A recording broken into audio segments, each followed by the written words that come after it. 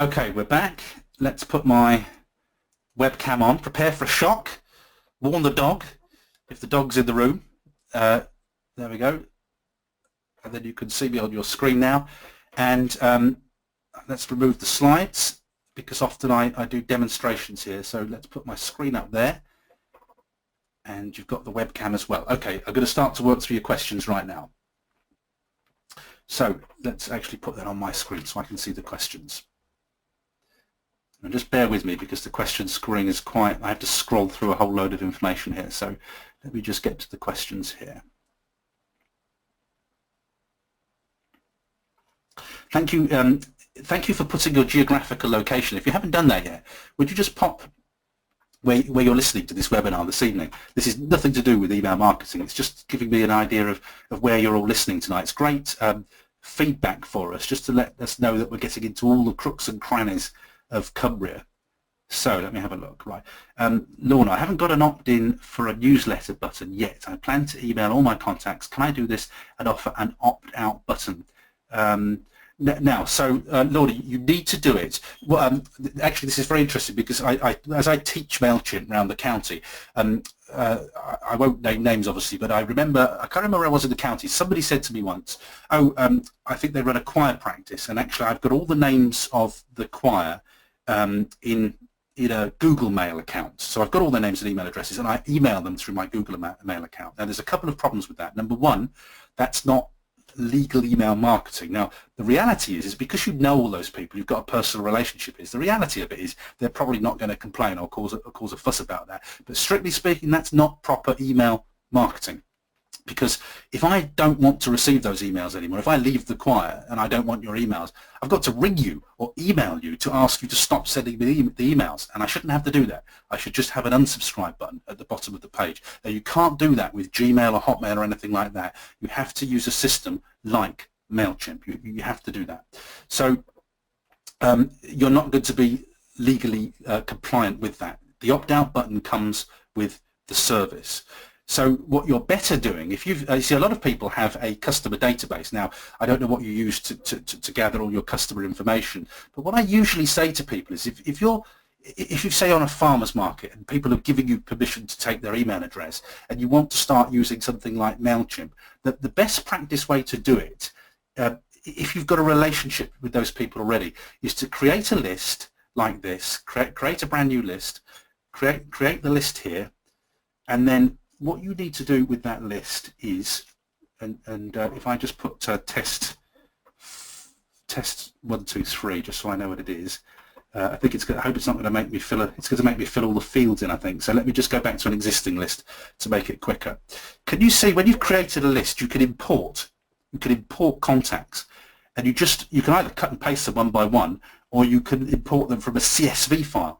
So if you've got an existing list of contacts in Gmail or Hotmail or on a list of cards in the office, if you want, what I would recommend that you do is you could import them into MailChimp, but the first email you do and you send them from MailChimp is you say, you very kindly let us have your email address in the past. We're now going to start sending you a newsletter. If you don't wish to receive this newsletter, you can unsubscribe by clicking the link at the bottom of the page and we won't email you again. That's the best way to manage that situation. And then what I would probably do, just to stay safe, is the next 2 emails maybe, just say, this is a new service for us. If you don't wish to receive these emails, you can immediately unsubscribe by clicking the link at the bottom of the page. So always use best practice if you can with email marketing. You don't want people saying that you're a spammer. Chrissy says, can you have 2 call to action buttons on Facebook? You can have 1 call to action button per page. What you saw me do there on a Facebook page is, let me go back to that Facebook page. That's the call to action button, just there, and you click edit button to put the link on. This is what we call a tab on a Facebook page. So MailChimp also lets me have a tab. So you can have 1 call to action button per Facebook page. So if I went to the Cumbria Growth Hub page now, just here, I could go and add a new email link. I'm just going to move some things out of the way actually because they're getting in the way of my screen here. There we go.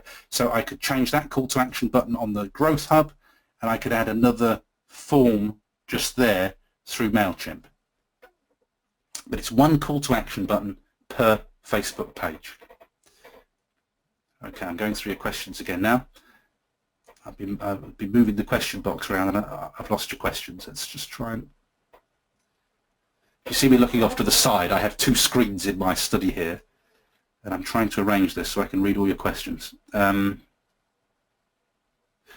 Yes, it is harder. It is harder, Lorna. Email marketing is more advanced. What I'm going to do, by the way, on the resources page tomorrow, I have done another webinar. It's a previously recorded presentation for the Chamber of Commerce, where I show you how to set up WordPress, MailChimp from scratch, and I will put the links on that on the resources page tomorrow. So if you're listening to this and you're completely new to email marketing, you don't know how to set up MailChimp, I will put the link to that on the resources page tomorrow.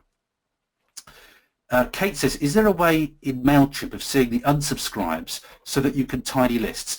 Kate, you don't need to worry about it. When you use MailChimp, MailChimp will handle that automatically. It will remove them automatically so that you don't ever email them again. So you don't even need to look at the unsubscribe list. It will deal with it for you. This is why you should use software like this, because if you were doing it, say, for instance, with Google Mail, with Gmail, and you were trying to manually manage that. So I've got a list of 20 people in my choir group, and Frida emails me and says, will you take me off the list? And I say, oh yes, I won't send you emails anymore. And then I forget, because I'm just forgetful. And then I email Frida, and Frida says, actually, I asked you not to send me emails anymore. That's when you're spamming people then, because you're sending them emails they don't want to receive. The great thing about using a system like MailChimp is when they click unsubscribe, you can forget about it. It's dealt with. They will delete them from your list automatically, and they will not let you email them again. So you don't need to tidy your lists. They do it for you, and that's why you should use something like MailChimp. Right, no, this is an interesting one, Lisa. We are often offered databases to purchase. Is this legal? Can people share non-personal emails such as info at? Yes. The answer is yes, yes, yes, yes, yes. The problem is that some databases it's about deception. Let me tell you about the worst email experience I ever had. I was doing some work for a third party down in Milton Keynes. It wasn't in Cumbria, and he sent me a CSV file for a list which he said was safe to email. So I sent emails out to that list, and it was the worst email experience I've ever had in my life, because I've only ever sent out to my own lists and they're all properly generated. And this chap said that this was an email list, it was absolutely fine to use, and it absolutely wasn't. And never have I seen so much hostility from people saying, why are you emailing me? This is spam, I didn't request this email. So if you get it wrong, you will get egg on your face. And what I would generally say to you, as a business, you don't really want that. It's a terrible reputation to have. So I would say beware buying databases, ready-made databases. Beware that, because you might get egg on your face as a business. So I would take great care with it. Now, that doesn't mean that it's an illegal database, but it's probably not going to be a very well targeted database. That's the truth of it. Now, sometimes people will send you databases, of people who, are like fashion, or they want emails related to a particular industry. Now, those people, hopefully, you should before you purchase or consider purchasing those email addresses, you need to ask them what permissions were asked from the people on those lists, where were the lists sourced, and any legitimate business will be able to tell you that, because they will know about the legalities of this matter. So I'm not saying that all purchase lists are bad. They can sometimes be very good, but make sure you ask the questions. Now, the other thing, Lisa, to answer your question is that, frankly, I can sign up through any old email list. I can sign up when you register for a proper legitimate email address, email newsletter. What will happen is that you will put your name and email address in, you'll click submit. The first email you get is usually something that says, thank you for registering for our newsletter. We want to confirm that you want to receive our emails, and it will ask you to click a link. Now, the reason for that is that I could, frankly, if we were kids in an IT lesson and we were a bit bored, we could sign all our parents up to the Daymark catalogue and all sorts of things. And if there wasn't that extra step in there that sent you that first email saying, we've received a request that you want to see our emails, please click this link to confirm, that's what makes it a legitimate email, because it means that people spoofing and messing around, they can't get emails straight through to you. So the truth is, though, Lisa, that if I go online now, and my kids taught me this, even I didn't know this until fairly recently, my kids use these to sign up for things. So if I go for disposable email address, search in Google for that. There's all sorts of sites here. Look, temporary email addresses where you could throw away email. You can just get throwaway emails where you could sign up for the freebie and you don't have to worry about unsubscribing. You're not going to get their email. So yeah, all of these email addresses work. Now, some cleverer systems will recognize that those addresses are spoof emails, but the better ones, they slip through every time. So it's well worth knowing about that. Penny, putting my first campaign together in MailChimp, how or can I embed the images into the email? Currently, when I'm previewing my campaign mail, I have to open my browser to view the image. Now, to put images in, remember what I said about images, Penny, that images can get stuck in the spam filters. Reason for that is, it's interesting. It's interestingly today, actually, sometimes I had to send an email from my own Gmail address to my Chamber of Commerce address, and I have I use a tracking service in Gmail so I can see who's opened the emails and when they've opened the emails, and basically that tracking service puts a tiny little thing called a GIF, and what's called an invisible GIF. You can't see it on the email, but it was very interesting to see that the Chamber's spam search, the corporate spam search, blocked my own email. So the truth is, the more you put on, the more clutter you put on an email, the more chance there is of your email getting stuck in the spam filters. So that's why I was suggesting, Penny, using split testing. So, you know, it might be fine. One of the things I love about MailChimp is and I don't want to over geek you. I'm always aware that, you know, I mustn't over geek you with stuff.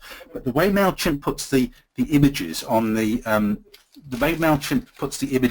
emails, it does them in a secure way that means that there's a better chance of your email getting through the spam filters, but you always have to be aware of the spam filter. So I just took my webcam off there. I just needed to get a tissue to my nose, excuse me.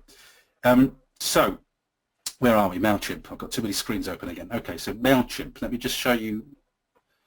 I'm not quite sure what you mean with that, but we'll go into a campaign, and apologies for spelling webinar incorrectly. So if I were putting an image on an email there, and tell me if I've got this wrong, I would drag the image icon over there.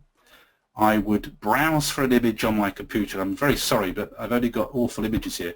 I don't know whether any of you are from Scotland, but these are surplums from Scotland here. Surplums from Scotland, which you get in sweet shops. There we go. So I would add an image like that. Now, what I'm not sure, Penny, is what you're asking me there. I think you're saying to me, if I save and close that now and click next, and I want to preview and test it, when I click on this link up here and click preview mode, see, can you see I can see the image there? So I'm not quite sure what the question is.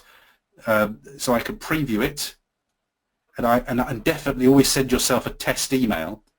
Always send a test email just to make sure that you just haven't made those last mistakes.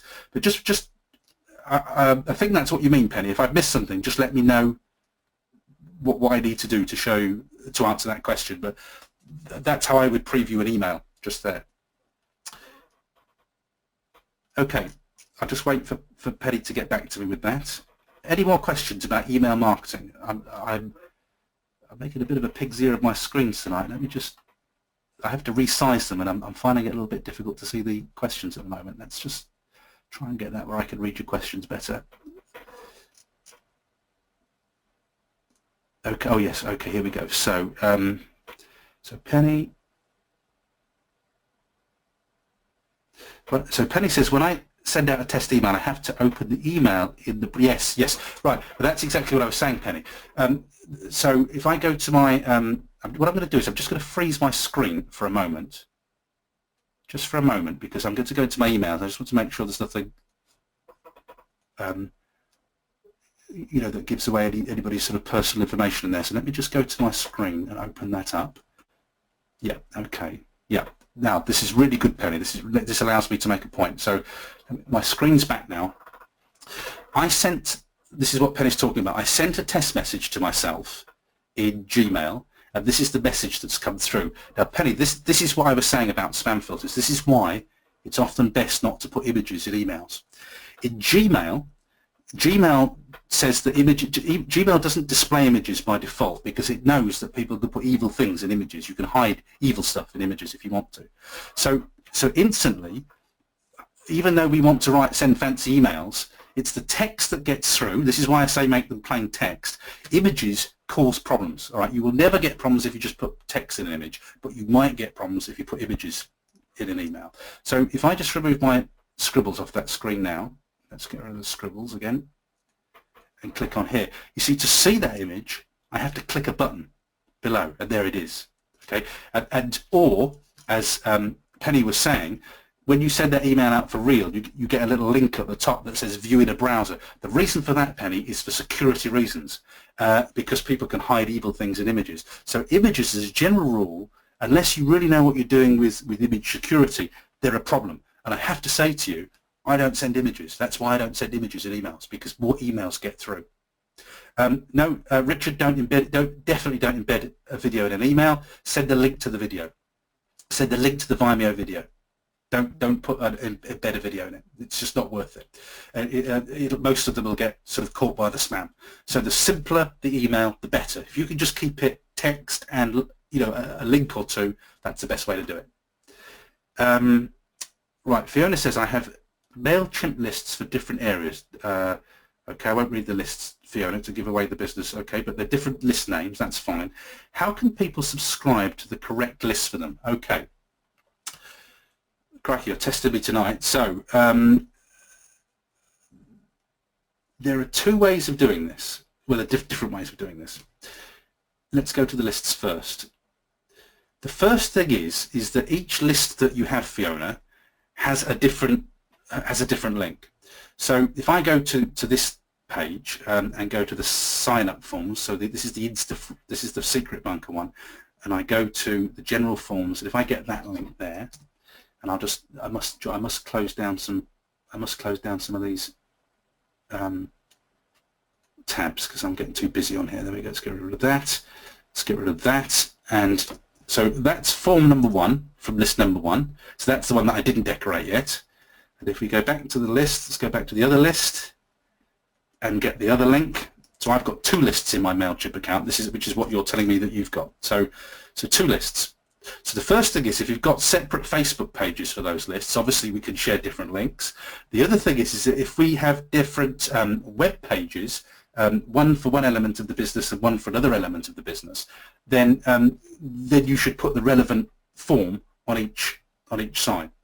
Now, the other thing that you could do, and I said you were testing this, and I'm just trying to remember how we do it.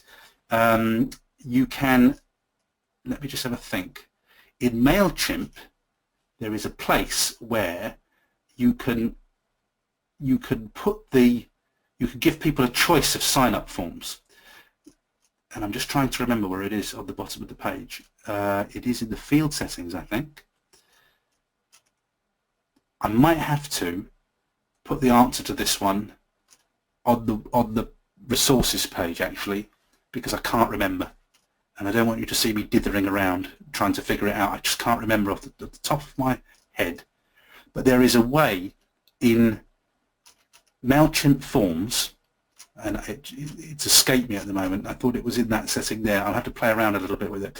There is a way where you could give people a choice of the forms that you want them to subscribe to.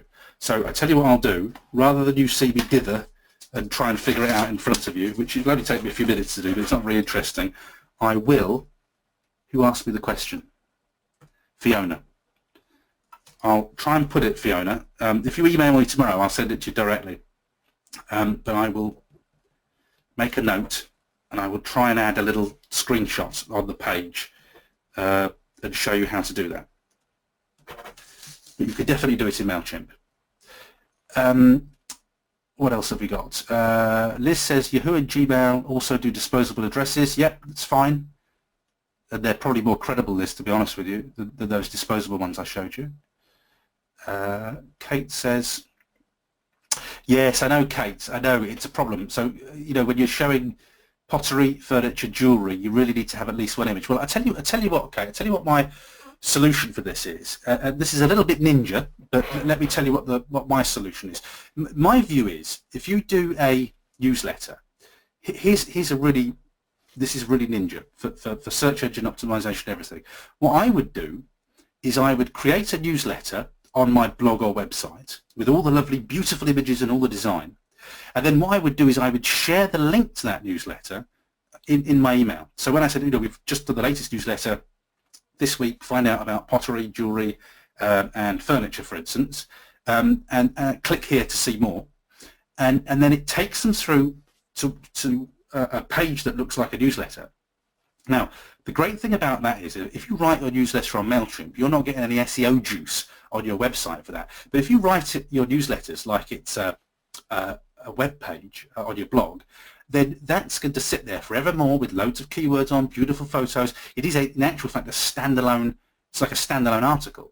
So not only do we get over that image problem, but I absolutely agree with you, Kate, when you're a visual business, you're absolutely right. You want to be showing pictures, don't you?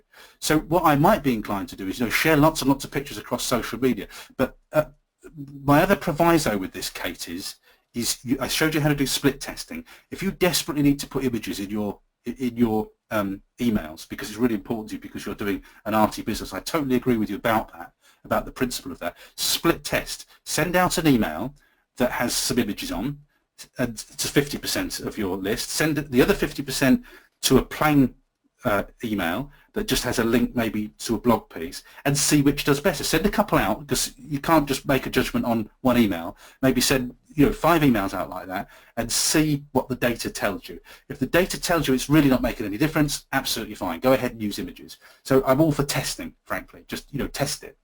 But the general rule of thumb is the simpler the better. But I totally appreciate what you're saying. There are so many people throughout the county, made in Cumbria, businesses, for instance, you all want to be showing pictures of what you do. Of course you do, because that's what sells the product. So yeah, it is a dilemma, but for the reasons I just showed you with Penny's example, you have to be aware that it can cause some problems. Getting through. The other thing, Kate, about the sort of emails that you're sending is that you're generally not sending corporate emails. See, corporate spam filters are terrible. They filter everything, whereas you're going to be sending to domestic customers, and domestic customers are not going to have those same horrible filters on. So again, your audience is slightly different, and you're probably going to be, probably going to get away with it more, to be honest with you. But I think for corporate, you've got to be really mindful of it. Lisa says, what are the legal differences between email marketing to corporate emails and personal emails? Well, again, what I always have to say, Lisa, that I'm not a legal expert. Okay, so I'm kind of sharing the knowledge that I've got from doing this for 9 years or however many times it is. But the general rules of thumb is that if you email me tomorrow to paul@cumbriachamber.co.uk and just say, oh, Paul, I missed the replay. Can you send it to me? That's a transactional email. It's a one-on-one conversation, and it's not a marketing email. A marketing email is where we are sending out messages about sales or recruitment, or they're not answering direct questions that people have asked us, and so therefore they fall into a different area. We need to make sure that we're using people's data responsibly. We need to make sure that they can unsubscribe. We need to make sure that we're being transparent as a business by being very clear about what our business address is and how you get in contact with us. So there is a very, very strong difference between those emails. Now, in terms of legal differences, if it's marketing, it needs to have unsubscribe links. If I'm just answering a simple email conversation, a transactional email, so it's transactional emails and marketing emails. Transactional email is just a to and fro. Similarly, if I, for instance, we'll use Made in Cumbria as an example. If I turn up to your Made in Cumbria stall at a farmer's market and I email you the Monday afterwards and say, I saw you at the farmer's market, didn't have any money on you, really interested in what you were selling there. So even though that's related to a sale, it's still a transactional email because the customer has reached out to you for information. You are not sending them one-way marketing information. So I think actually it's probably a good way of testing. Is this a two-way conversation where a customer or prospect has asked you a question, you're just answering it, in which case that's a transactional email. But if it's a one-way conversation, i.e. I am sending you market messages and you're not sending me anything back, then it needs to have all those marketing principles applied, those legalities applied. So I hope that helps to clear that up. It's 8:30, or it's nearly 8:30. We've been going for an hour and a half. These slides and the replay, remember, will be sent out 24 hours after the close of place. As soon as I close this webinar, that's where the clock starts to tick. So you'll get the email about 24 hours from now, 8:30 tomorrow evening. And the link that I put on the slides, let me just pop the link on the slides back up again.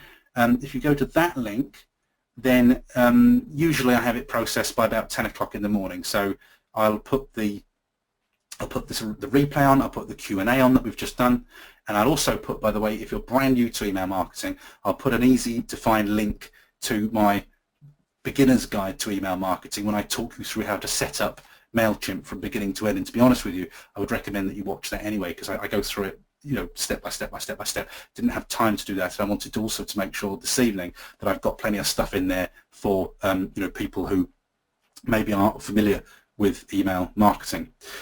Fiona, my Cumbria Chamber email is Paul. No, it's not. It's Paul T. I beg your pardon. It's Paul T. You have to put the T on. Paul T. at cumbriachamber.co.uk.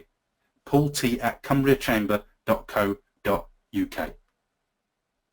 Thank you so much for being on the webinar today. Next week's webinar will show you in an hour how to build your own WordPress website. Now, I did this with a room full of people at Newton Rig on Thursday, and within very little time, people were amazed to see how easy it is to build your own personalized website. I'll be showing you how to do that on the screen next week. If you don't have your own website on WordPress, maybe you've got a Blogger site or a Wix or a Weebly site, I'll be explaining how to do that and showing you on the screen exactly how to do it. And you can do it for free, incidentally, too. I'll show you how to do that next week in the last of this series of webinars. Thanks very much for being with me on this Tuesday evening. Hopefully, I will see you next week. Bye-bye for now.